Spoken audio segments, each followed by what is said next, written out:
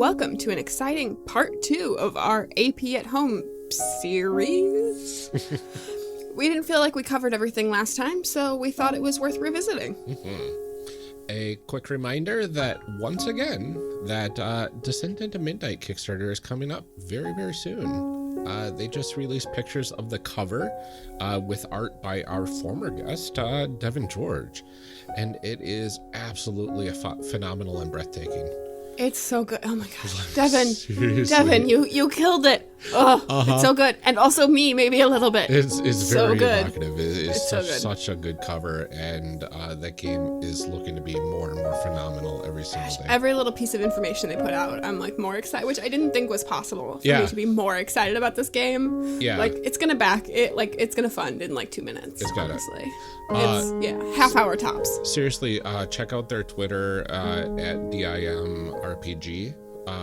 They are doing a kind of tweet storm sort of thing going on for the next 20 some odd days leading up to the Kickstarter. They're doing a T-minus whatever countdown. Yeah, it's very good. It's very good, and they've got a lot of great content coming out there, and keep an eye on that, and we are definitely going to keep yelling about it pretty much constantly. I've just been retweeting everything they've been retweeting, and it's been like stories of other people's games. They've been posting art and info about how the project's coming along. It's really cool to follow, even if you know nothing about the game, just from a Kickstarter game design perspective, it's really cool to follow.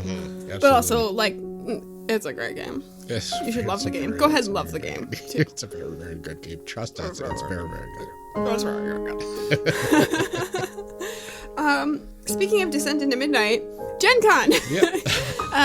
Gen Con was the first time I played Descent into Midnight. It is officially my quintessential con game, which is why I bring up the fact that Gen Con badges are officially available now. And while the convention is still 6 months away, I will be there. Ryan is pretty sure he's not going this year. He's still recovering from last year. It was a lot. It was an experience. It was an experience, I told you. I enjoyed it a lot, but I think the anxiety leading up to the con was the worst part. Yeah, it's definitely a lot. And, not for everybody, and that's okay. Again, not everything's for everyone, and that's okay.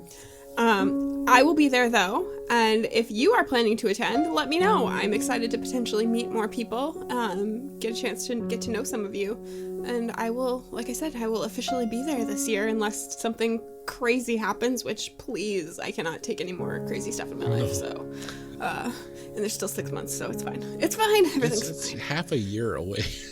Shh. Okay, it stresses me that my schedule is not done. I said to Jude the other day, I was like, it stresses me that I don't have, my packing list and everything. And he's like, it's way too soon to be packing. And I said, but it's never too soon for a packing list. It's true. It's true. I mean, really, shouldn't it be the same thing every year? No, I might do different things. Okay, I guess that's fair. Run different games or something. I guess that's also fair. I don't know. But it's exciting. You know what else is exciting, Ryan? Let me guess. Reviews. Did you like that segue? I thought that was a great segue. I feel like I've done 2 great segues in this cold open. I agree.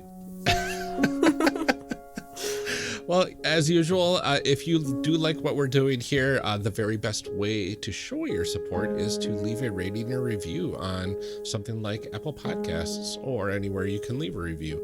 Then, when we get a chance to do these cold opens together, we'll read one out and gush about how amazing you are as a person. Like we're about to do with this review from Mad Dr. Jeff from the United States on iTunes. Titled, One of the Few Gaming Podcasts That Calms Me Down. And they wrote, I love Character Creation Cast. It's a loving tribute to the games they make characters for. It's calming and sweet, and they show how much they love the hobby. I'm hooked. Well, thank you so much, Mad Dr. Jeff. Yeah, thank you. Should I be worried that everybody says we're super chill? I feel like that's not my vibe at all.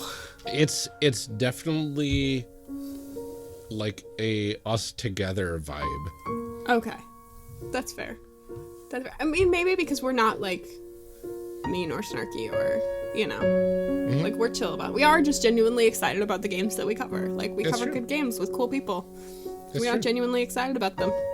And that's okay. Yeah, I think that's okay too. Yeah. Well, thank you, Mad Dr. Jeff. That was a very nice review. We're glad you're hooked. Yeah, you're stuck now. Haha. You're stuck with us forever. We'll never stop being interesting. No, never. Right, we're about to be right now.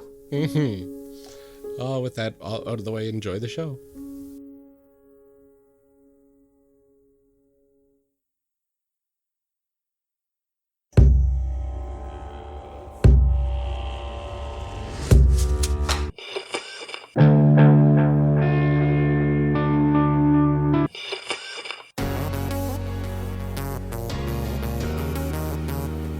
Welcome to Character Evolution Cast, a show where we discuss what to do with all those characters we just made. I'm one of your hosts, Amelia, and today my co-host Ryan and I are joined by Marshall and Kristine of the new Omen's Call podcast, a D&D actual play, to talk about more concepts from actual play podcasts that you can bring to your own games. Folks, welcome to Character Evolution Cast. Thank you so much for joining us. Kristine, can you tell everyone a little bit about yourself and some of the cool stuff that you are involved in? Sure thing. So hi, everybody. I'm Kristine Chester, and I do a number of actual play podcasts. In addition to Omen's Call, I play in another D&D game, The Glass Dagger, which is about a group of wayward ne'er-do-wells who fall into a mystery centered around a series of artifacts. And then I'm also, for the last 3 years, I've been producing a Star Wars actual play as a player and the editor called Heroes of the Hydian Way. And that uses Fantasy Flight Games' narrative dice system, and we've been centering them around the pre-published adventures. So we've completed our Age of Rebellion season, and we're about to complete our Edge of the Empire. So we have one more to go. Very nice. And Marshall, can you tell us about some of your projects? Yeah, absolutely. If anybody's heard me before, they probably would recognize me as Thaddeus Crow on Sounds Like Crows. We're pushing through season 4 of that right now. And outside of this new Omen's Call, just we're going to play games with people. So if they've got projects, I'm available. Oh, very cool. Well, before we get to the meat of the episode, we always start Character Evolution Cast by introducing you to our audience, letting them get to know people who are doing great stuff in the RPG world. So I would like to ask, what kind of RPG content do you like to consume? Are there any actual plays or Twitch streams that you can think of that people should probably check out that you really enjoy? So besides great shows like Sounds Like Crows, I keep up with the almost obligatory Critical Role. I've been watching all of season 2 for that. And I recently started Clear Skies, which is a Star Trek Twitch stream done by the Shield of Tomorrow people. It is very queer, which I quite like, especially in my Star Trek. So that is one I'm going to be tuning in every week for a while. Otherwise, like I kind of listen to, I guess, a lot of shows that are using the same systems I either play or enjoy, or want to play, like the Magpies, which is a Blades in the Dark AP, and I would be remiss if I didn't plug Force Majeure, which is another Star Wars actual play using Force and Destiny. That's over at forcemajeurepod.com. We've done a crossover with them in Heroes before, but I also just really enjoy their show, and Adam is a dear friend. Nice. Well, I do enjoy me some live streams. Most recently, I've been really getting into this one on JP called Court of Swords. It's run by the designer of Dungeon World, Adam Coble. And he's done some really cool stuff with sort of flipping the idea of the D&D pantheons and just the general like way races work and things like that in the game.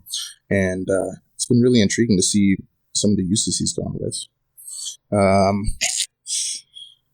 Critical Role, obviously. I'm pretty diehard critter. I think it's funny. We have so many people come on our show like, "Oh, Critical Role," and I'm like, I've never watched. I'm just like, I think at this point, I'm so intimidated by the backlog that I'm like, it's fair. It's too late for me. You're looking at 900 hours of content. I don't blame you for missing it, but they I wish I was sponsored. That'd be cool, but they've got that cartoon coming out. That'll be a thing eventually. You'll be able to catch up on season 1 at the very least.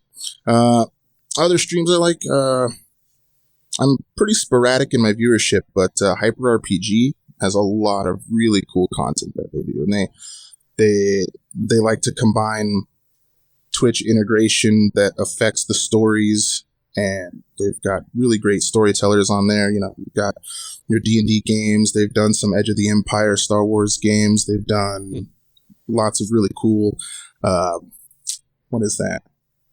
Kids on Bikes? Oh, yeah. Okay. Yeah, they love the indie games, so they've been all over the place with that. Very cool. Yeah, and some of the D&D Presents shows are pretty good as well. Enjoyed some of them. They're doing a Descent into Avernus campaign right now. That's been pretty fun. Very cool. All right. I want to ask, what has been a favorite moment in a game that you've played in? This was a hard question for me. So, if Kristine, you've got a couple ideas. I've got too many. So since I don't think I can say everything in season 2 of Heroes, instead, if you want, but pretty much everything in season 2 of Heroes. It's been such a great cast and group of characters, and the dynamics that have been presented all throughout it. But and there've been a lot of really standout moments, but one that absolutely floored me was there's a scene between Act 1 and Act 2 of Mask of the Pirate Queen where my character Cav has earned their first name. Cav is a Gand, and that's a whole cultural thing for them. And Ben and I discussed this. I knew this was coming up, but oh boy, I did not know how they were going to present that. And I wasn't prepared for the level of detail and ceremony surrounding it. Ooh. And that was a scene that when I re-listened to it, when I was editing it, I just went all the way through it and then realized I hadn't been doing the editing part and needed to go back and apply filters and stuff. It was so good. I love those moments where you know something's coming, you've talked about it and you're like, okay, we're gonna have the scene, it's gonna happen, and then it happens and you're like, oh, I wasn't ready. I thought I was ready, but I wasn't. I love that you can have those really strong emotions even when you're playing pretend. It feels so good. It's so absolutely. That yeah. actually ties really well with probably the best one that's ever been. I was lucky enough that it was caught on tape because no spoilers, but probably the last session of the first season of Sounds Like Crows into the first couple episodes of that was some I hadn't really experienced the full potential of what RPGs could do until some stuff happened, and things happened to players that I didn't think would be possible to happen to those kind of players, and the story that came out of it was really cool.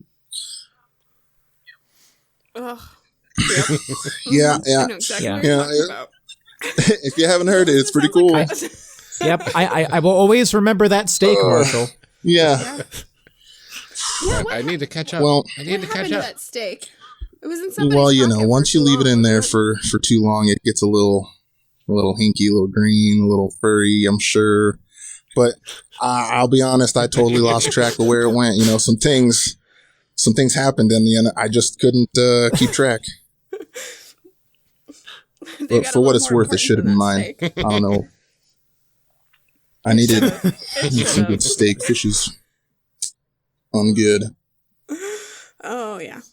Actually, if I could get one more, there was a really cool bit in one of our home games I was playing with the majority of the Crow Boys, where we were champions of this new keep we had found. We cleared the whole thing out, and there was a bit of a tiff going on between these rival wild elves in the forest nearby, and they had captured all our folks, and we were going off to save the people, and they were performing some dark god ritual thing.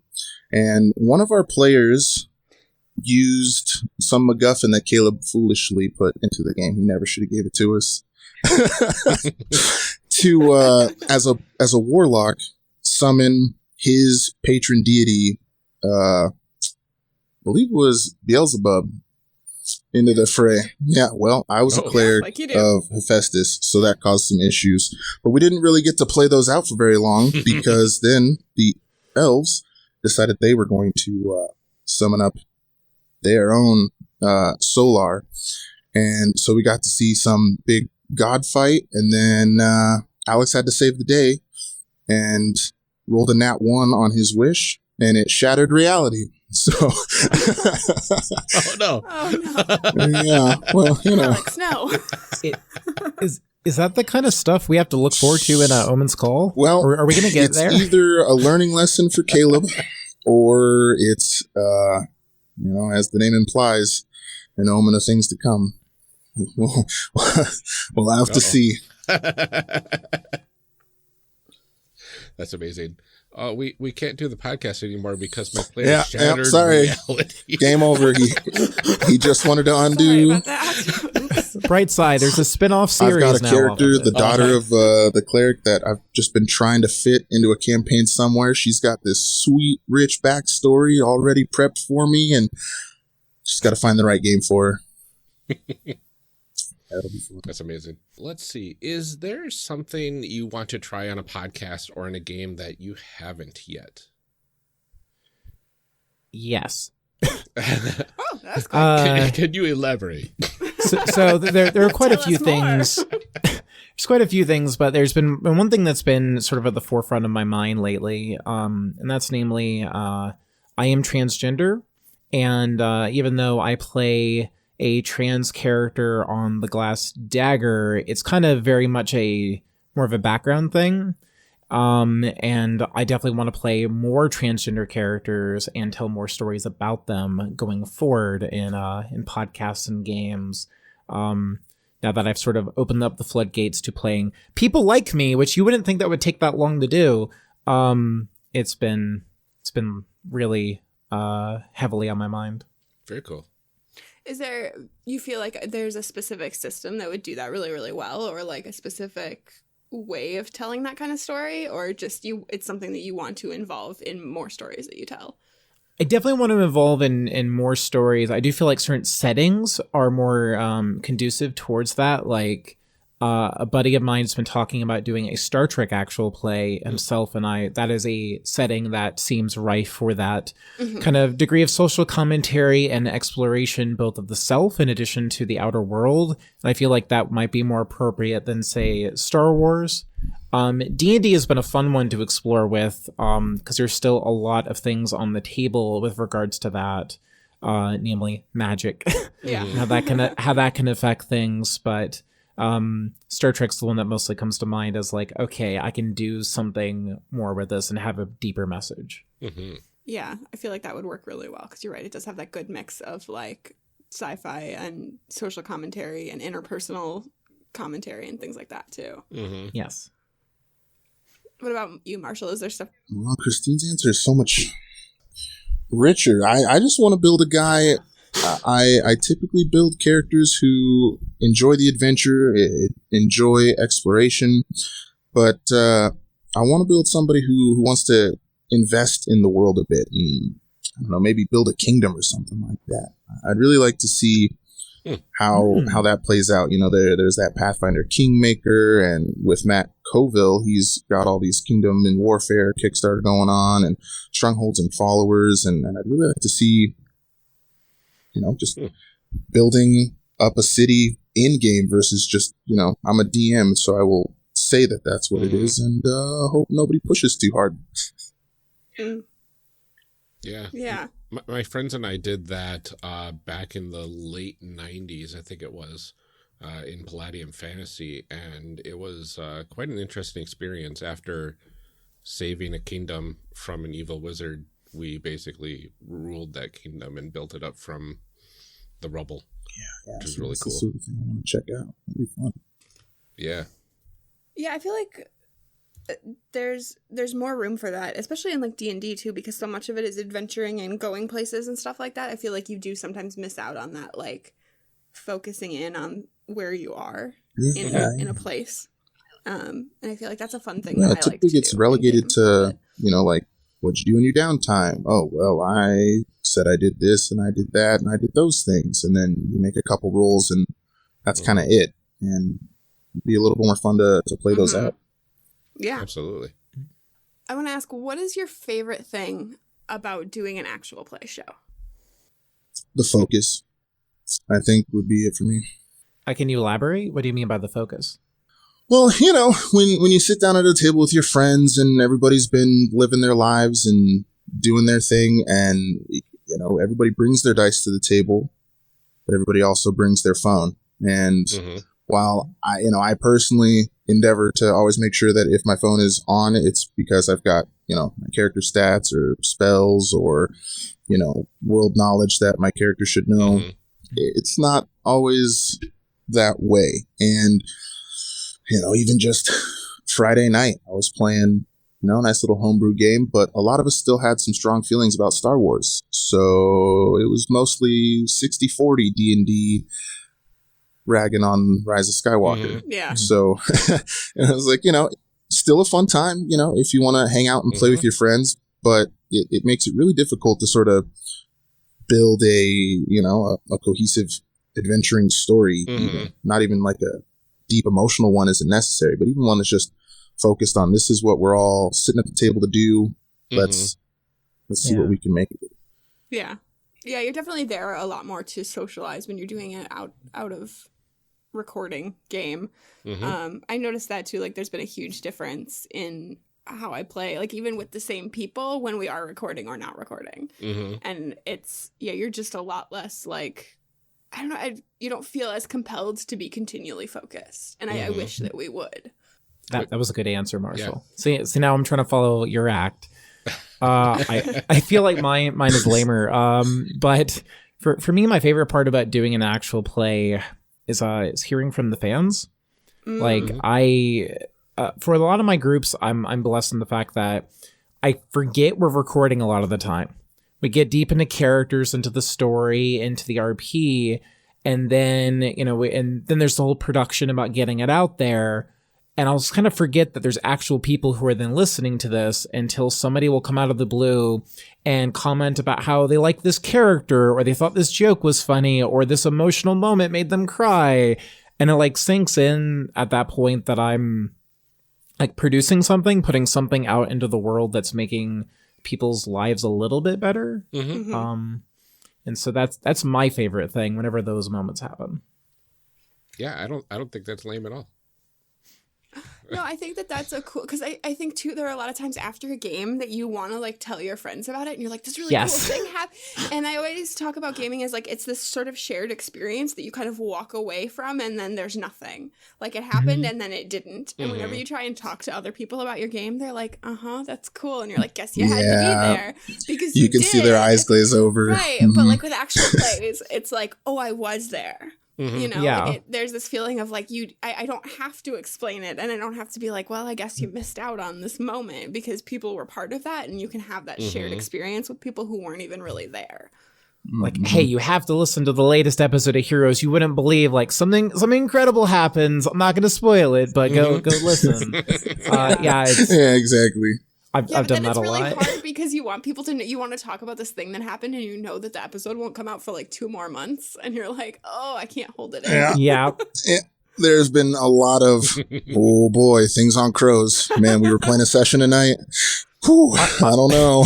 On Crows, on Omen's Call, there's something coming up that would have made my like top moments list, but we can't talk about it yet. We'll yeah, in a few months.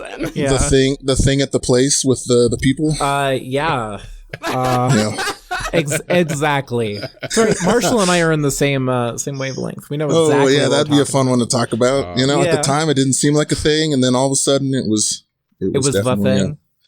It's become a thing. Okay, so the thing that wasn't a thing, but now it is a thing, and it happened at the place with the people.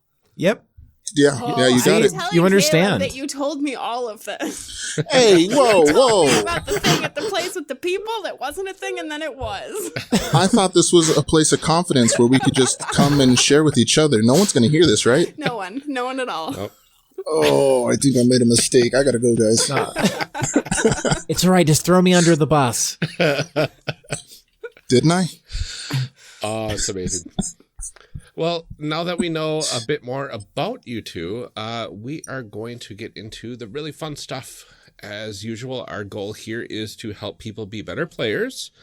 We try to gear these discussions towards how players, not just GMs, can improve their experiences at the table. And we've covered how to make the characters. Now we are going to talk about how to play them. We previously did an episode about lessons people can take from AP podcasts and bring to their home games. It's episode 5 if you want to go listen to it. It's pretty good. But we felt like there's so much more that we could still talk about, and it warranted revisiting. So here we are. We're going to expand on some of those concepts and see what else people can bring to their games. Absolutely. So one of the things you notice in great APs is continual momentum in the story. What role do you think players can have in making sure the story keeps moving? Well, Marshall, you were the one talking about focus earlier. Yeah, we kind of just accidentally touched on that a little bit before, how the focus seems to be lacking a bit when the mics aren't on. Yeah, I think people like to get caught up in the numbers of these games. You know, they take the G of RPG very seriously, and you know, we've got the power gamers out there and the people who are just completely overwhelmed by all the amount of math you have to do and reading dice and things like that, and they lose track of we're pretending, we're just playing pretend. So being able to find a piece of the setting you're in, the world, the universe, whatever it might be, and sort of deciding that that's something that your character cares about, so that they have a place to speak from and opinions and perspective. And being able to build on that and express it in play is, I think, really helpful for helping the GM realize, what they, should be focusing on, because that's what their characters want. Mm-hmm. And also the other players at the table can, they have their own choices now to decide what they care about. I think sometimes too, it's helpful to look at, what you want out of a story. And I think, Marshall, you touched on this a little bit, but the GM kind of taking their cue from players about the things that they sort of latch on to. And there's, I think in actual play, because you need to keep things moving forward, I always think back on Campaign. And I love that podcast, but they were at Bike for a solid year out of character, out of context of the podcast. And it was you lose some of that momentum sometimes because people latch onto these little things that aren't important. And I think sometimes it goes the other way of players focusing too on the story that the GM has put in front of them, of not going, I mean, you can go off on your side quests and stuff too, but kind of not derailing what you're doing too, Yeah, finding a nice balance between feeling like you're just trying to find the railroad the GM laid out, but also those personal journeys that characters have to go on to grow themselves. Yeah. There's also an easy way to cut out a lot of scenes that don't matter. Mm-hmm. I know Caleb's very good about doing this on Omen's call, and we do this quite a fair bit on Heroes too, where if a player wants to say go buy 10 stim packs, and the GM doesn't have a good scene to introduce a character or say something about the PC or the world, why is it a scene?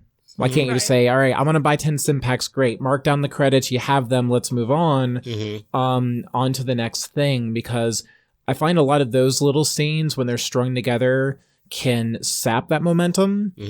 Going back to Campaign, that was something that they were, they role-played every little scene. Yeah, it was every time awesome. they went shopping, which was it was funny to listen to, but it was not good for the story. No, because it would be 3 episodes later, and it's okay, they're still on this. Right. So that's one piece of advice from me. The other one that happens quite a bit on Heroes that we're still working out. we have a bad habit of going off on tangents, where we'll get talking about Trek, or Marshall was talking about, Rise of Skywalker entering his D&D game, but things like that, where that socialization starts taking over instead of the game. And that's something where, just as a player, look for the entry ramps back onto the game and the story, because the GM can't always turn everybody back towards it alone. But if multiple voices are saying, hey, let's get back to this, or hey, what about this, then you can get off of that tangent and maybe come back to it after the game is over. Yeah, it's a little unfair to expect the GM to be the storyteller, the world builder, the encounter creator, and the substitute teacher, essentially, trying to get all these wild cats to focus on something for 5 minutes. So, some players can definitely help everybody out. They're like, hey, let's get on track, Yeah, definitely. It's interesting because recently I started a campaign with some friends and their daughters. Their daughters are 8 and 9 years old, respectively.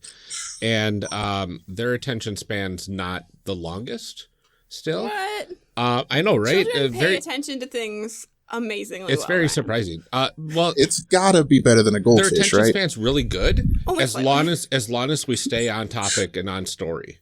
Like as soon as if anybody starts talking about something else, their attention span's gone, and then it takes like 10-15 minutes before we can get them back.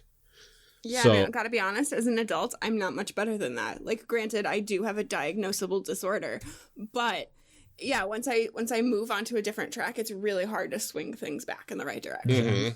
Yeah, because it almost feels like they're thinking, well, they're talking about adult stuff, let's go do our own thing. And then whenever they get back to the game, then maybe we'll join them again. Yeah. But it's kind of an interesting thing when you're thinking about how tangents can completely derail the story.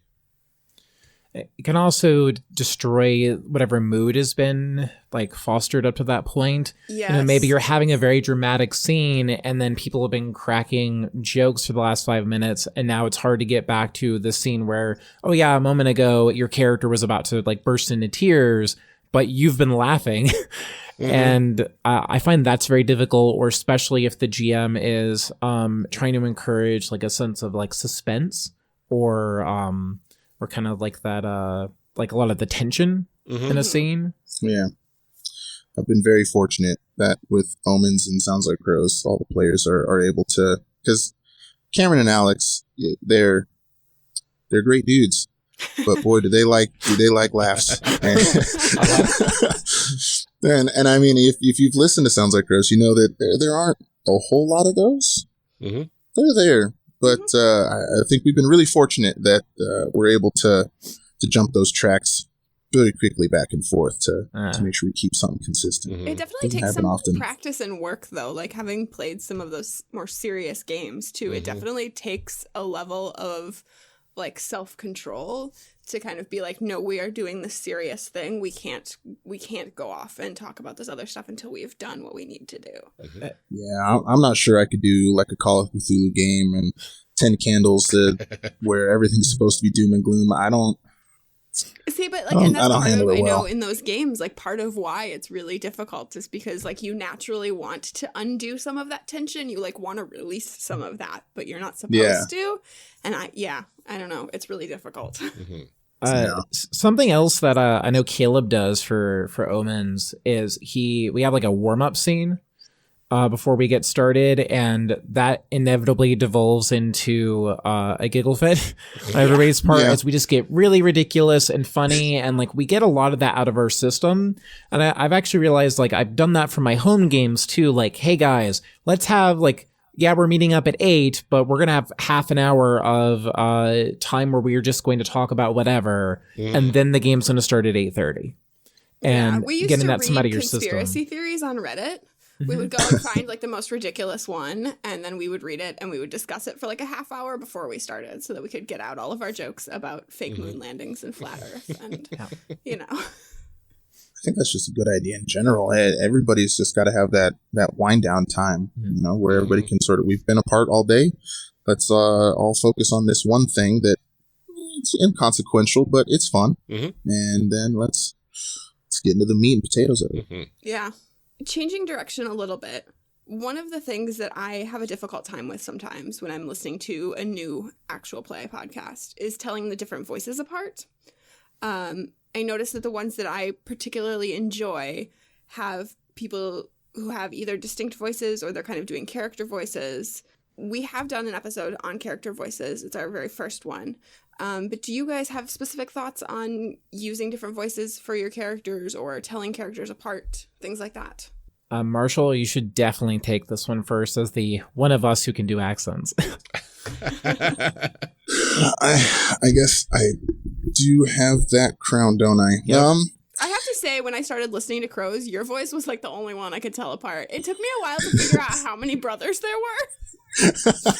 Yeah. I always tell people, I'm like, by episode 4, you'll figure it out. But like the first couple, I was like, okay, there's Thaddeus, and then there's a couple other ones. Thaddeus, there's a few others. Well, it's just as simple as just throwing a little bit of gravel on your voice, and all of a sudden you're somebody different.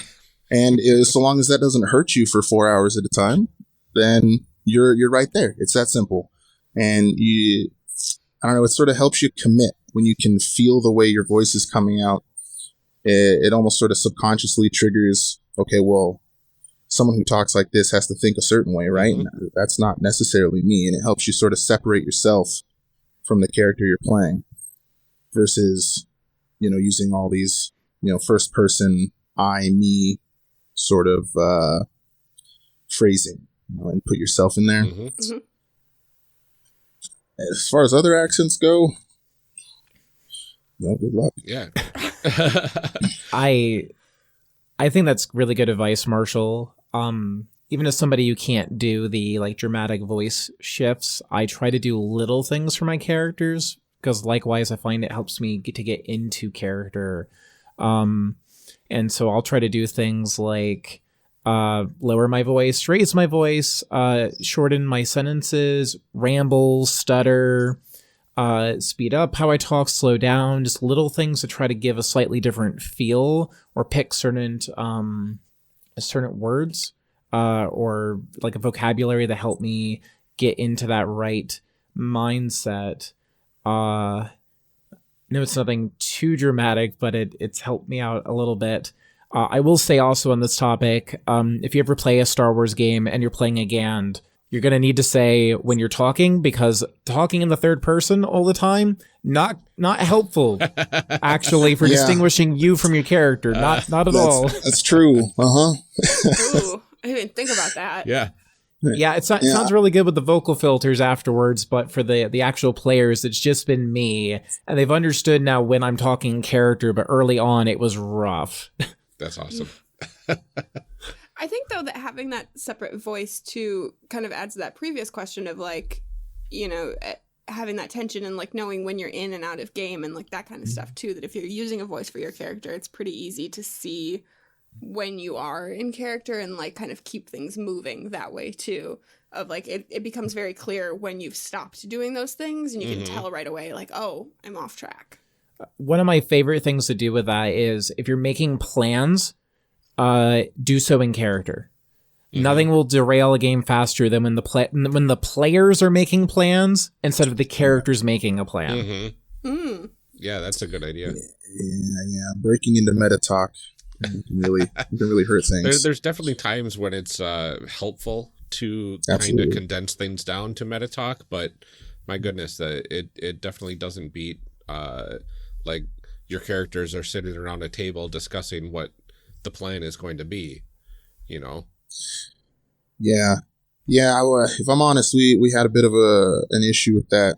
It sounds like, Crows, in the last couple months, the last few sessions, we've had to try to figure out how we're going to attack this situation. And a lot of it comes down to, none of us wanted to die, but maybe we're all going to die. So how do we not die, but also make it look really cool, but also not die? Uh-huh. And then we just ramble on for 45 minutes, and all of a sudden it's 2 a.m. and it's, hey, we got the episode, right? Because I'm tired and I'm scared and confused. Can we sleep on it and try this again next time? Yeah, I think there's a difficulty in that too, because you do know that you're playing a game, and so there's part of you in your head that's like, okay, I really do have to plan and like beat the game. Like I have to win against this system that we're playing against, and sometimes it's not as fun to be like, well, you know, my character would just rush into this situation, even though I, as a person, know that that's like the worst possible idea. Mm-hmm. Yeah, the worst. Absolute worst. Sometimes it works out though. Mm-hmm. Yeah. Like I've had moments like that in the game where I, Kristine, like, yep, my character is gonna die, we're all gonna die. Terrible idea, but they have to try. And then boom, it's like, okay, the dice gods favored us, and we came out on the other side, and it was like, okay, that was awesome. Why didn't we just do this in the first place instead of arguing about it for 2 hours? It's fighting about it. Hey, Kristine, what does that feel like? Oh, what rolling well?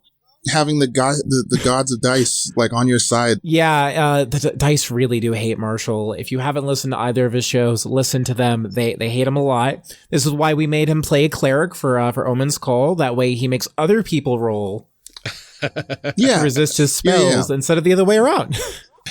Yeah, let me support you doing well by doing better. I'll give you all the dice to roll. Mm-hmm.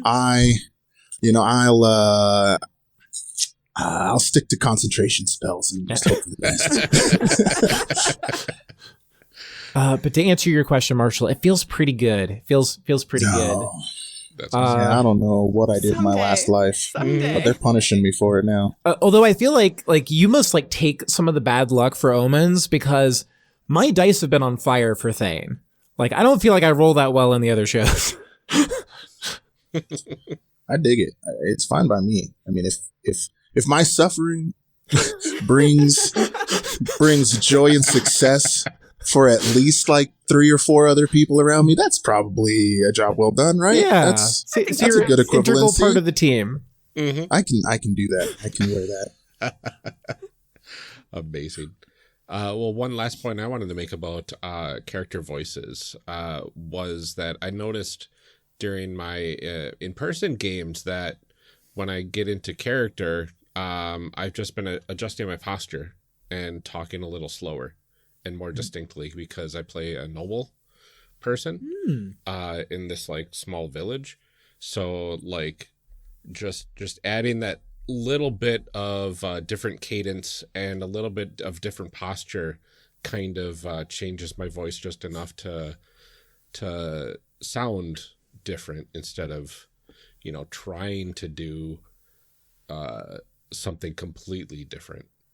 Yeah. I think we don't give enough credit to how much of a difference cadence especially makes, because I think we always think it has to be an accent or a different voice or something like that, but even just changing the rhythm of how you talk is huge. Like if you normally don't enunciate your words and you start enunciating your words for your character, that's like a completely different voice.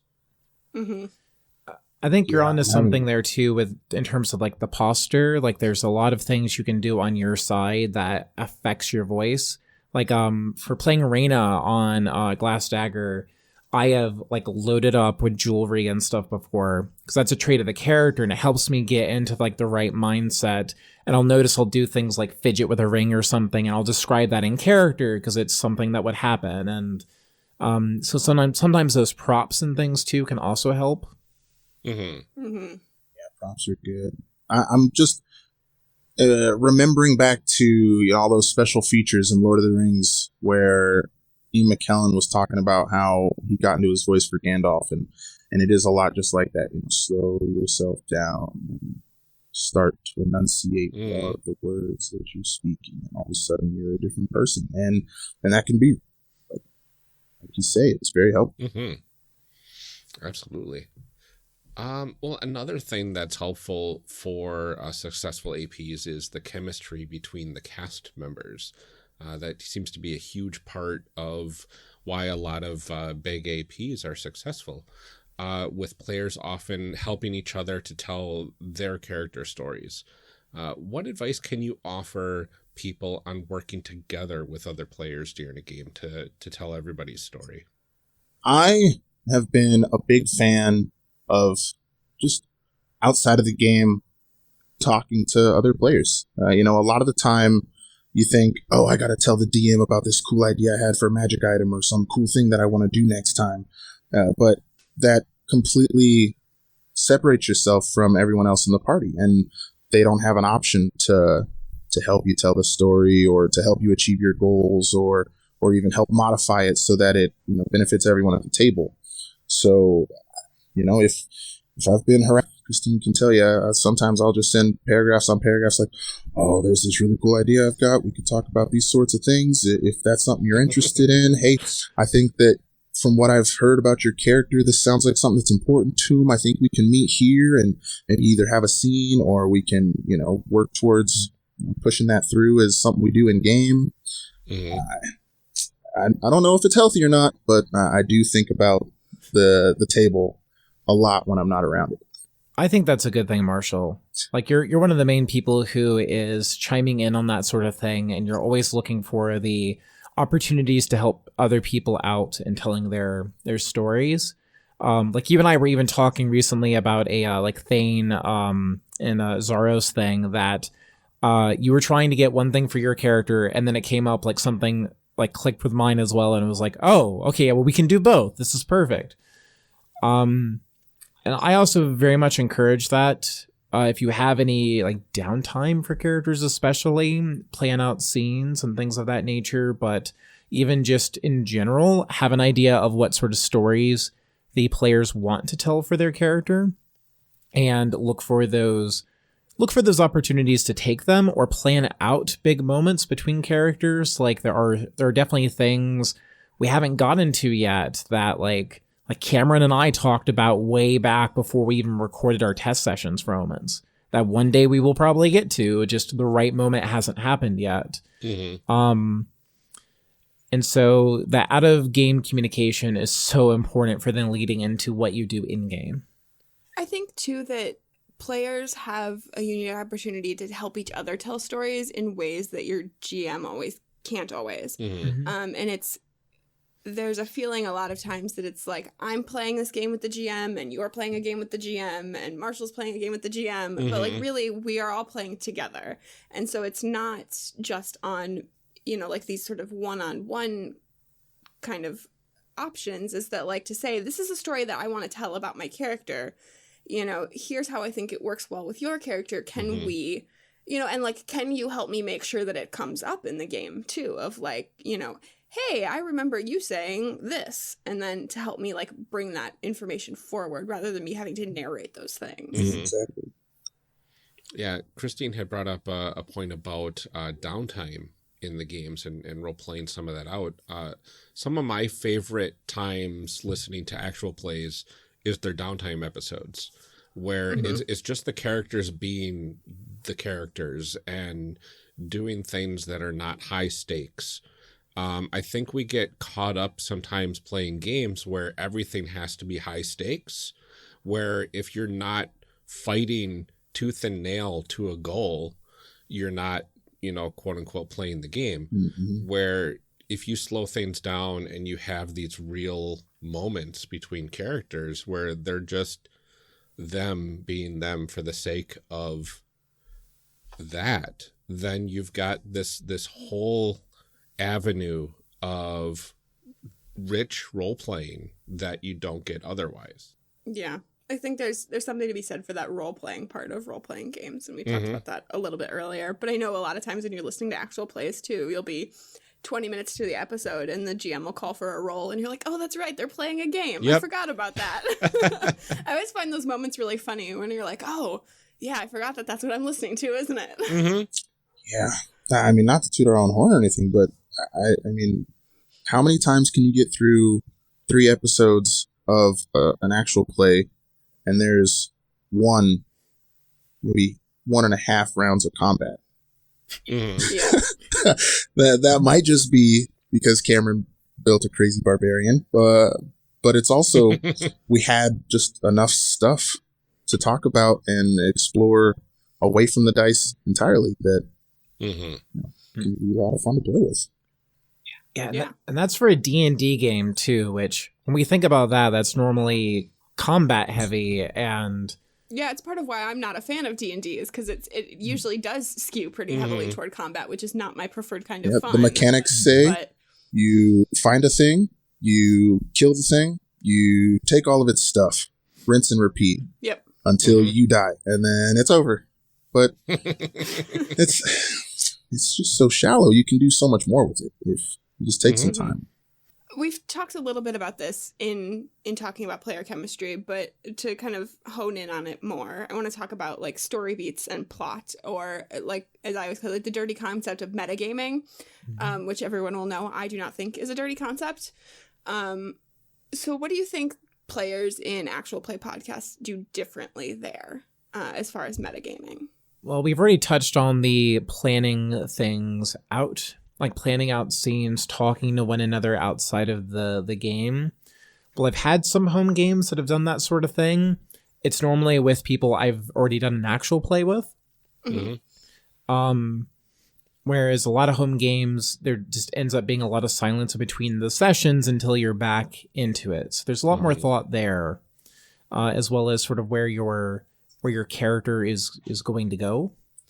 And that's a difficult thing, is you want to have some ideas for directions they can grow and develop, like scenes you want to have, but at the same time, because it's a game and it's flexible, you need to remain that way. You need to be able to adapt to, all right, like if somewhere along the way, for like Cav, Ben had introduced something where I reacted and Cav did something where they would not have earned their first name, I would have adapted. We would have gone with that. That would have been a new direction for that character. It's not what ended up happening, but like you have to be that flexible. Right. Yeah, there are still dice involved, so like things won't always go the way that you want them to. But I think that having an idea of where you want to go makes a big difference. Yeah. I think I'm guilty of being a little bad about this, honestly. I kind of, the characters I make, I sort of leave them pretty reactionary. Usually I'm not too focused on where their endpoint will be or critical moments for them. I sort of see them developing, maybe 1 or 2 sessions ahead of me. If I'm lucky. Sometimes it's someone will say something and go, "Oh, I should care about this. This is a thing that can be super important." And so I'll, jump on the topic. But man, for the most part, I kind of just have these characters that live the world and react to what happens to them.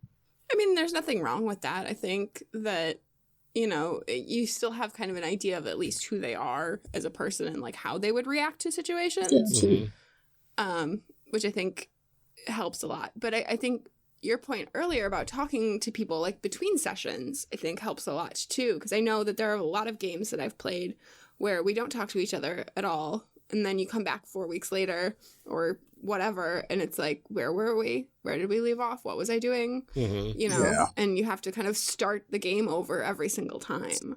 There's a lot of momentum that way. Yeah, I think talking about things outside of game, even if it's just to keep track of it. Yeah, I suppose it sort of primes you for recognizing the opportunities when they arise versus trying to manufacture them showing up. Yeah. Yeah, I've heard a lot of behind the scenes with like GMs of certain actual plays and whatnot, where the GMs would say they would plan out the story kind of a bit with their players, and they would have talks, every now and then, check-ins to say, where should we take your character's story next, because they want to have a multiple arc story that makes sense for an actual listening format, because they're thinking of podcasts. We're creating content for an audio medium that somebody's going to be listening to, so it has to kind of make sense. We don't want to go off the rails randomly and then lose the story completely, because I've got stuff going on in the background and your characters aren't aware of this, but maybe I'll make you aware of this so that you can have the knowledge that this stuff is going on in the universe that will eventually affect your characters. So how can we get your characters there so we can have the biggest impact? Yeah, make sure that we're all moving in the same direction at least. I think I remember having conversations of like we would finish a session and then being like, okay, we discovered these 3 things. Which one do we want to kind of move toward, or which thing do we think is most important? You know, and kind of like talking a little bit about just like even in those minor ways of like, okay, this is where I think we're kind of heading, and then what does that mean? Right. Which I think that those are sometimes those after session talks. I think we don't have as much in non-actual play games too, is that like you finish up and you're like, okay, I'll see you next week, thanks for the pizza, whatever. And I think there's a tendency to kind of like nitpick a little bit more when you're recording it. Yeah, I think having those debrief sessions at the end can be really helpful. We have an episode about that too. I believe we do. Hey, well then I think y'all will be happy to know that that's a pretty big staple of the whole recording process for everything I do with Caleb and the boys. Yeah. We sounds like Crows will end, and then it's like, okay, a lot just happened. What are we doing? How's everybody feeling? Where do people want to go? Caleb's really great about like, I have provided you a situation. I legitimately don't have any concern for which way you guys go. I don't have an interest or a direction I'm looking for. I've already got whatever you do here doesn't affect my overall arc that I'm shooting for. So, how do we feel about it? And then we'll just spin up and talk for hours, way too long. About all sorts of things. It's great. We do the same thing after Omens for a while, although that's maybe not always productive, but it's always a good like release of energy, because we're all like riding a high from a good recording in the aftermath, and a lot of the times we will discuss sort of what's going to happen next, or what are we missing. Just as a side note, Kristine, I'd just like to officially apologize for what that does to your sleep schedule. Because I know you're 2 hours ahead of us, and stopping the conversation is kind of difficult over here in Colorado. Yeah, well, it's difficult over here too. Like it'll be like 4 or 5 in the morning on my end, and fortunately I'm a second shifter, so I have quite a bit of time before I have to go to work. But it's not like I go to turn off my camera and my mic and I'm like, okay, I'm ready for bed. No, I'm thinking about my character or there's an opportunity to level up, or something's going on, and it's so hard just to like turn your brain off immediately afterwards. Need that like wind down time afterwards, like after a game, after a recording. Like we'll sometimes even record till like midnight or something like that too, and we're not playing anything, but I'm still like, okay, I have to like come back down. Yeah, exactly. Wherever I was. Are there any behind the scenes secrets you think people should know that might help them have a better game, or things that you think they should stop feeling bad about not being able to do in their home games? I know this came up back on your episode 5, but I feel like it bears mentioning again. Actual plays are heavily edited. Yeah. Yep. We stumble over words, we stutter, we say a lot, we get facts or rules wrong, and so much more. So my advice is, don't worry if your game doesn't sound as polished as ours, because someone is working hard behind the scenes to make sure that it sounds that way. Yeah. These systems that we play these games around, like we said, there's a lot of math. There's a lot of different rules that sometimes override rules, and sometimes there's a base rule that negates any of the other ones just because it exists, and the synergies between different things. And sometimes you just forget that a spell doesn't have concentration, so you cast another spell, and now you feel like you've made a mistake. You're playing your character, without optimization, and you're just a fool. No, none of that matters. But did you die? No. So just enjoy your game and have some fun, and remember it for next time. If you are the type to take notes, write them down. I'm really, really bad about it myself, but, I'm sure it would help somebody. Yeah. Yeah, as the person who's usually the designated note taker in the group, it does help somebody. Everyone else. Every group every group needs an Amelia or a Leslie who takes notes for heroes. Because I'll have my little bullet points, but if I need more details, I go to the note taker. She has like a Google Docs. She puts all this in. I'll go there and look, and I'm like, oh yeah, I completely forgot about those. Mm-hmm. We had this whole scene and nobody remembered, but it's fine. Yeah. I'm normally the note taker for my groups, and usually I'll just have a full detailed synopsis of what happened the last session. But then my friend and GM, he does the same thing. So I just stopped doing that. So I'm like, okay, you got this. It's fine. Yeah, see, for me, it's an attention thing because it makes sure that I'm paying attention to what happens because I'm writing it down. So, like, I can't lose focus on what everybody else is doing. But I know for some people, like, it takes them out of it. Oh, I take my notes afterwards usually. Oh. Yeah. Okay. Because that's a whole other thing. I don't know what's happening there. I take mental notes throughout the game, and then I usually will type them out afterwards. I'm Ryan, and I remember things. I apologize. I think I have short-term memory that I Okay. can just bring up and write stuff down with. So my memory. It's fine. To be fair, my memory is horrible. Except for when it comes to things like games for some reason. I get that. Things that don't matter in real life. Exactly. That makes sense. Okay, I'll let you have that one. No, I think the point about things being heavily edited is the one that I always go back to, is that, like, why does our game feel like it's stumbling, or it feels like the pacing isn't right, or like we're not having the same witty banter that everybody else is having, and it's like, well, because they cut out all the crap that isn't that, you know, and just trying to, like, not hold yourself to that standard of, like, why does my game not sound like this polished, like, tight thing? Because here's the secret, theirs doesn't either. Yeah. It's interesting because I've been editing a Horror Borealis lately, and for the most part, I don't see myself cutting too much in the middle, unless there's like a big flub or anything like that. But it's a lot of pacing. It's like, okay, there's this 10-second gap, I'll shorten it to a couple seconds. Or, you know, there's these other little gaps that'll shorten down. And it's a matter of, you know, making things a little punchier when it comes out in audio.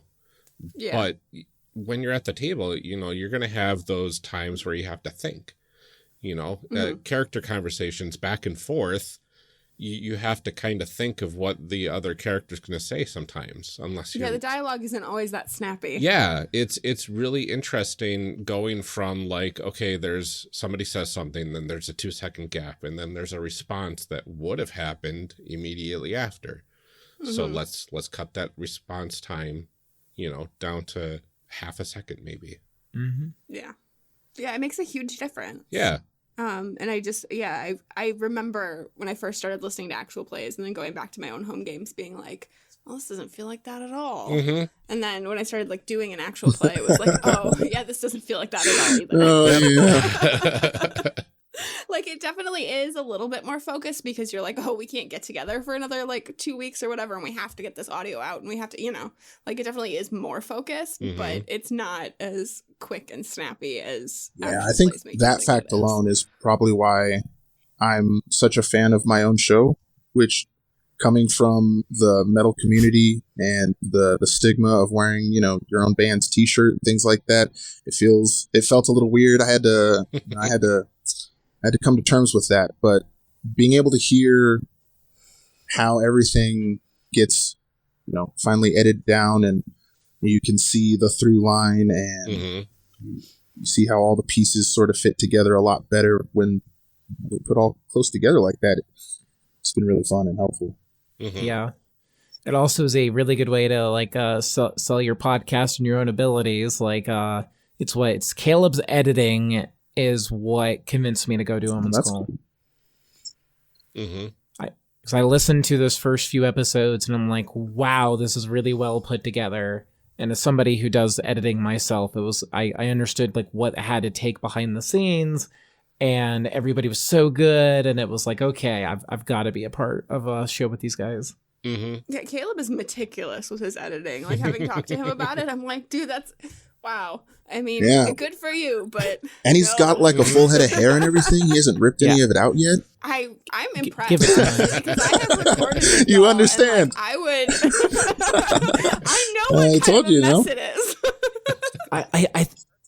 I think one more show, and he starts up his third actual play. That'll be it. Listen. That's when the hair is going to go. I just got Marshall. Reaper. I'm going to play around with it. I'm going to try to be like, all right, Caleb, you run one more game, just one more game, and just show me the way. I will be your Padawan, and then I'll edit it, and so we'll keep you sane. I mean, I guess, but I don't know. I can't see him ever like giving up the control of that. He did it a little.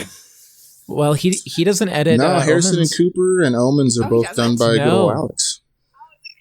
I mean, I was like, I knew Alex did Harrison and Cooper, but I didn't know that he edit Omens. Yeah, he does Omens. Okay. Caleb at least has enough sense to understand that while he can game master two podcasts, he doesn't have the time to edit two. No. Well, good. That's good. But Alex, as you definitely hear in the show, is very much Caleb's Padawan, to borrow Marshall's word there. Because there's a very similar style to it. And I think Alex is going to be just as good once he has a season under his belt. Yeah. Yeah, I don't think anybody should edit two actual play podcasts. I don't Also, I don't recommend doing a weekly show. Trust me, as somebody who's done it for 3 years, don't do it bi-weekly. Right. So here's the thing I always say about this. This show is supposed to be monthly. Yeah. And it is weekly, and we were fools. And then on top of that, I was like, I'll do another bi-weekly show. And these were all just discussion shows. And I still am like, I'm editing 4 episodes a month because Ryan and I split the editing. And I'm still like, this was stupid. What was I thinking? Like, I can't. No. Listen, don't do a weekly show, everyone. Don't do it. Just don't. I always thought about taking this bi-weekly, but then like we would miss out on so many games. If we could just develop time travel specifically for the purpose of helping all the editors across the world, I think we'd be set. Yeah. In the arms I mean, if we could adjust time, even in that limited capacity. Worth it. You mean I can edit a show and I can get a reasonable amount of sleep? Yeah, we're going to put a giant server. Doesn't it sound like a miracle? Yeah, I don't think you can have those two things and have a day job and have a partner or kids or life. Free time or life or happiness or podcasting is a trap. I figured it out, right? We develop a hyperbolic time chamber. We put a massive editing rig inside of it. And then everyone just, they go in. And it's probably only like 30 seconds that they spend in there, right? Because, it's usually like a year. So 30 seconds in, you get your work done, you hop back out, and it's your day off. You're still aging. You're still aging while you're in there. Like, you're still experiencing that time passing. Yeah, you get to take a nap. So, take another minute, and you get like a week vacation. I'm sure we could figure out immortality by then. You're right. Okay, Caleb's still going to come out. It's on the rise. Without his hair. It's on the rise. Generation Z is the last ones that are going to have to deal with mortality. There you go. We've solved it, though. It's great. First immortality, then post-scarcity, then the galaxy. Then podcasting. Yep. Oh, right. For only $1 a day, you can help a poor editor somewhere nearby. Oh, no. Oh. Okay, back on track. See the tangents. Yes, I know, they ruin everything. Do you think that there are things that people should be doing outside of their time at the table that would help their experience later? We've talked a little bit about like communicating between sessions and things like that, but are there like habits that you recommend people develop or specific things they should be doing while they're away from the table? And then similarly, things you think they should do at the table? For away from the table, a couple of things. One is if you are doing a character voice, practice it. Away from the table, practice it in the car while you're driving to work. Practice it in the shower. Practice it on your own. Talk to your dog with it. Like try to help develop it. It'll make it stronger. Dogs, children's, birds, all helpful. Nice audiences. A little pet peeve of mine, level up your character in between sessions, spend your XP, roll your hit die, whatever you need to do, get your stuff in order, know what you can do mechanically, is going to help out whatever game you're in. That way you're not stopping play to have to look up the rules or how things function. Mm-hmm. There certainly isn't anyone on Crows who might be guilty of something like that. Uh-huh. You know, You sound incredulous, Kristine. you know, usually they're pretty lucky about just how everything works out. But you know, Uh-huh. Why does that not surprise me at all? well, you know, there's got to be one in every party, for better or Yeah. worse. That's true. It is super helpful, though. Christine is absolutely right. If you get a level up, if you get a new item that has, you know, a lot of different moving parts to it, being able to figure out, okay, what does that do? How could I use it? How do I want to use it? You know, how can I make this game better, incorporating all of these new, you know, pieces that I've got is super important. Mm-hmm. Beyond that, I did kind of make my shot before. You know, always talk with the other players at the table, even if you're not at the table. You know, that maybe you're not close friends that see each other on a daily basis, or coworkers who are at work or something like that. But even just being able to check in, you know, once or twice a week, depending on your schedules for playing games, and say, yo, hey, you know, is there anything going on with your character that we haven't touched on yet? Is orders of magnitude more helpful than just winging it every single time. Absolutely. So for at the table, I have one piece of advice that is admittedly very difficult to do, and but it's something to at least strive towards, which is to avoid talking over one another. Mm-hmm. It happens a lot. I myself am very guilty of doing this, and it's something I'm always trying to get better about, because it's so easy to like you have something you want to say, something you want to chime in on, but you need to let everybody have their moment in the spotlight, even if you've got an idea yourself of like how you would do the scene or whatever.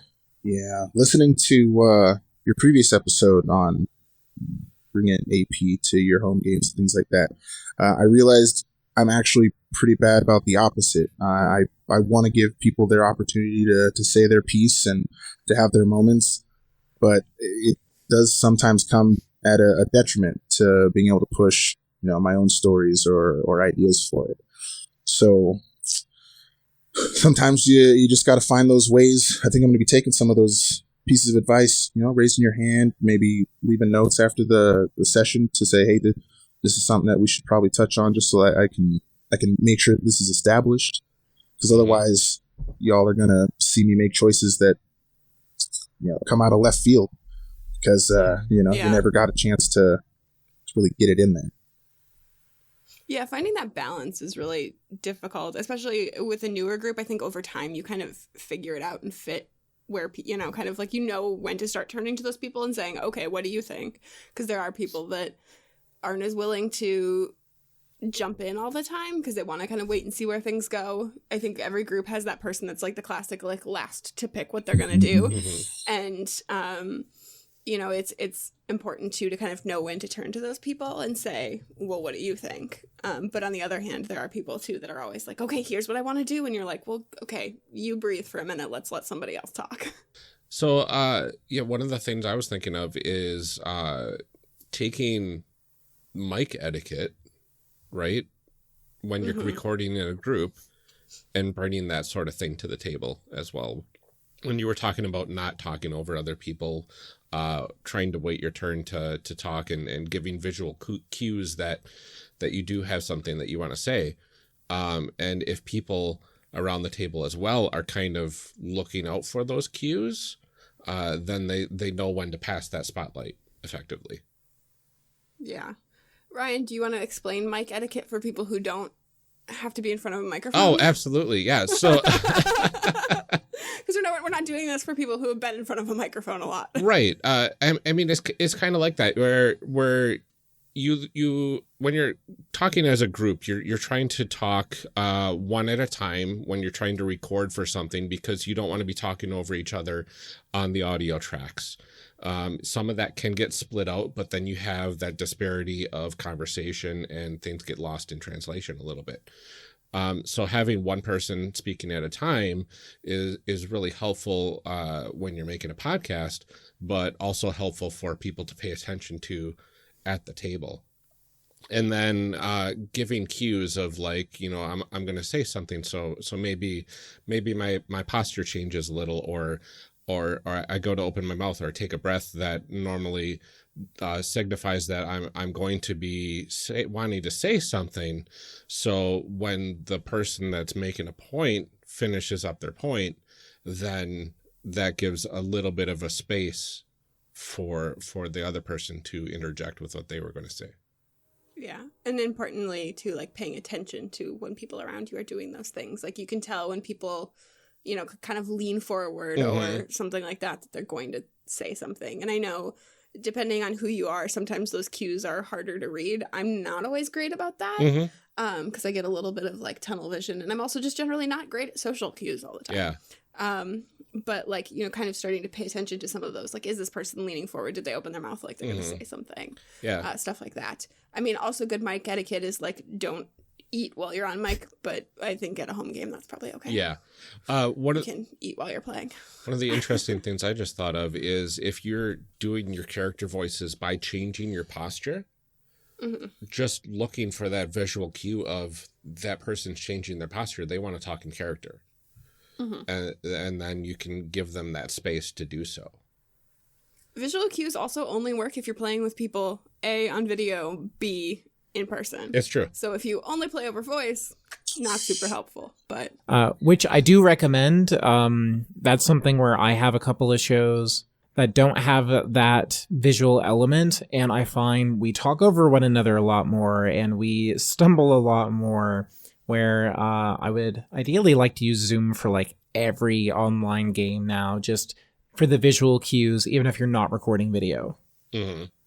Yeah, I found a huge difference in my games, whether we play over voice or we use video, because almost all of mine are online games.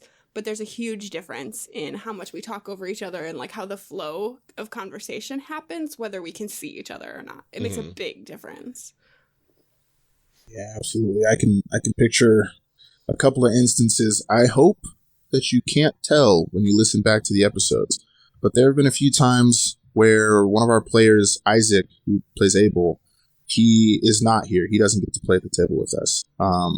And he actually does a lot of traveling for his job. And so there have been a lot of hotel sessions where hotel internet is pretty terrible. So, you know, we'll sync up, and sometimes, you know, the claps come together and they're perfect, and we're second to second right in line with everyone. Sometimes there's a giant pause where we're pretty sure Abel wants to say something in this moment, but it hasn't caught up to him yet to be able to respond. And that can be an issue. And the unfortunate part is there's not a whole lot you can do about internet. So, you know, especially when you're not the one paying for it, or, you know, the one who got it installed or whatever. And so, yeah, a lot of the tactics and techniques we've been talking about, being able to make those pauses and pay attention and ask for those characters if they've got something in the moment they want to add, can really make a lot of difference. Absolutely. So are there any concepts that you have personally brought from playing on mic to an actual home game? I think for me, it's always been a focus on the world that we're playing in. A lot of the time, you know, we've said it a few times now that people kind of just want to roll dice and hit things. But being able to sort of elevate those moments with, you know, nice flowery descriptions of how your sword slashes swiftly and cleanly through, you know, someone's armor, or, you know, the sound of birds chirping to sort of help bring everybody into the environment that they're in, has always been something that I really enjoyed. And I was lucky enough to find that was a lot of Caleb's style. And so just being able to connect to the setting and to the world. Pay attention to, some of the NPCs and what they say. It's not just the GM saying stuff at you to be difficult. Sometimes there's something there that your character can explore and you can find a lot of joy in. I actually bring a lot of the behind the scenes advice we've been talking about this entire episode back to my home games. Like, I try to set up scenes, think about characters in between, talk to people, find out where they kind of want to go with their characters. And for some groups, nothing comes of that, and that's okay. Not everybody's going to have that same, or think about the game and their characters in that same way. But sometimes it does work, and it helps them to get into the same mindset and lets us set up some really amazing things. Like for one of my home games, a D&D game, we started instituting what we called campfire scenes that are really just basically the characters talking to one another. Just whenever we were stopping to camp, it was an opportunity instead of you take your long rest, you wake up and you move on. It was, okay, does anybody have a scene? Mm-hmm. And I love getting to do that for the home games as well. I find that just you get to like sink your teeth so much deeper into like each of the characters and their stories. Mm-hmm. Otherwise, I do try to do voices in games, both on the mic and off. Even though it's not my greatest skill, I still like that it provides that like distinctive feel for the characters. Mm-hmm. I think a lot of this advice, too, definitely depends on what you find fun in a game. Because we talked, about, like, some people latch onto those concepts and some people don't. And I think a lot of this goes back to our 8 kinds of fun. A lot of this won't appeal to people who are really there to just, like, play as a way to hang out with their friends. Mm-hmm. There are people who don't, like, narrative isn't, like, their goal here. Or they really do just like combat and rolling the dice. And that's totally okay, too. I think a lot of this advice kind of pertains to people who really enjoy the sort of like theatrical narrative kind of play. But I think there are people too who sometimes are just like, no, I really do just want to like hang out with my friends and I don't care if we go off on tangents and that doesn't bother me. And, I really do just want to roll the dice and have combat after combat after combat and don't want to have those downtime moments. And that's totally fine. If like none of this sounds like any fun to you, like, I don't know, live it up, I guess. You do you. Yeah, that was exactly what I was thinking. You do you, boo-boo. It's all good. Yeah. I mean, I think that's the standard point is as long as everybody's having fun around the table, you're doing things right. Yeah, your mileage may vary. Yeah, and the whole point of these is just to say, if story is your jam, if taking some of the AP stuff is your jam and bringing that to your home games, then there's a lot of stuff that can be done to increase your fun potential, I guess you could say, at the table. Yeah, definitely didn't mean to like undermine everything that we said in this episode. But as with every episode, I don't know, do it if you want, don't if you don't, I guess. Yeah.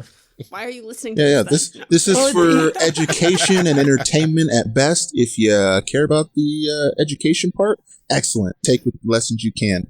If you only care about, some heads talking to each other, excellent. Enjoy the conversation, and maybe none of this matters to you. I mean, honestly, either way, you're welcome. Yeah. It's good. And it's advice. Advice is, it's going to work for some groups. It's not going to for others. Mm-hmm. And it's, it's kind of the shotgun effect. Whatever is going to, take whatever works for your game. Don't worry about the rest. Mm-hmm. Right. Well, and I mean, and this is, certainly advice specific to your AP experience too. And, that's not the same for everybody either. I know there are some APs too that are largely unedited. Yeah. Yep. And so, that advice about like it should sound clean and all that kind of stuff, like maybe not. Doesn't apply. Yeah. Sometimes on those live streams, you're going to get everything that they did. And some places they're better about keeping it at least focused to the task at hand. And, sometimes they'll just go on tangents, and really you're there for the personality of the players. Mm-hmm. Definitely.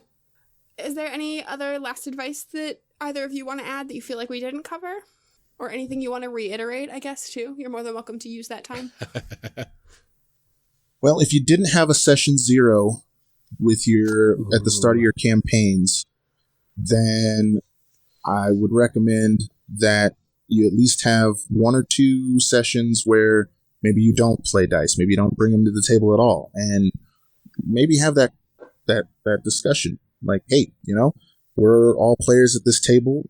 We're all looking for something. Are we here to just hang out, play games, and maybe chat about some stuff, and occasionally roll some dice and say something cool happened or something unfortunate happened? Or are we here to tell a story? Or are you looking for, intrigue? Or are you looking for exploration? Or what are we here for? And get an idea of what everyone's looking for, and whether that's going to be a campaign you can continue with, or if it needs some slight modification, or if you guys found the right place and you're ready to just keep on steamrolling through.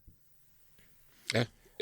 That's also, so that's really good advice. I'm a big fan of session zeros, so much so that if you have a long campaign going on, don't be afraid to do another session zero partway through. Yeah, I think there's nothing wrong with like a session 12.5 if that's what works for you. We just recently did this on Heroes Season 2, actually. Because we hit a point where we realized, hey, the obligations for the characters and a lot of what was going on, it's changed, or some things we just never really touched on. So, okay, then we only have this many sessions left. What does matter? What's important to these characters? What do you want to see in these final arcs? And that's just... I feel like that's good advice to, wherever you are, you're starting a new tier in D&D, a new plot line, a character just died and a new one's coming in, whatever. It's good to have that, those group conversations. Absolutely. And if you want a good guide on Session Zeros, we have one at sessionzero.charactercreationcast.com. Well, thank you both so much for sitting down with us. This was a lot of fun, and we really appreciate it. Marshall, can you go ahead and remind everyone where they can find you and your projects? Yeah, absolutely. You can find me on Sounds Like Crows, and we just started releasing episodes of Omen's Call. Those will come out every other week as opposed to Sounds Like Crows' weekly release schedule. Those are both on Twitter at Sounds Like Crows, or Sounds of Crows, I should say, sorry, and Omen's Call. And then you can find me on the internet with Mr. Malicious One. And Kristine, can you tell people where they can find you and what you are up to? Yes. So I can be found on Twitter at 12th Night. That's 12th Night with a K. Alongside Marshall, I can be found over at Omen's Call, which is at Omen's Call Pod on Twitter, or omenscall.com if you want to get straight to the episodes. My other D&D show, The Glass Dagger, can be found at The Glass Dagger on Twitter, or over at CompleteNight.com, also Night with a K. And last but certainly not least, Heroes of the Hydian Way can be found at The Hydian Way on Twitter, or thehydianway.com, where you can listen to 3 years backlog worth of episodes. Hey! So if you're looking for something to start and just really binge listen, This is a good one. Well, thank you both so much for joining us, and thank you to everyone for listening. Yeah, thank you for having us. Absolutely. Mm-hmm.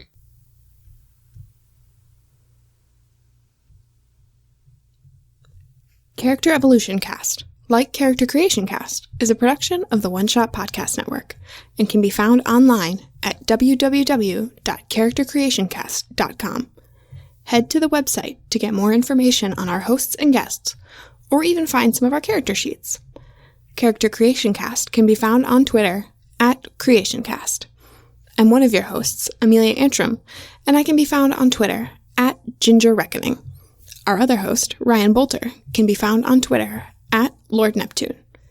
Music for this episode is used with a Creative Commons license, or with permission from the podcast it originated from. Further information can be found within the show notes. This episode was edited by Amelia Antrim. Further information for today's guest can also be found in the show notes. Thanks for joining us. And remember, we find that the best part of any role-playing game is character creation. So go out there and create some amazing people. We'll see you next time.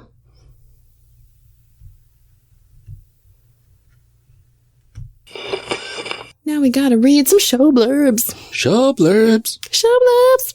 Show blurbs. Show blurbs. Character Creation Cast is hosted by the One Shot Podcast Network.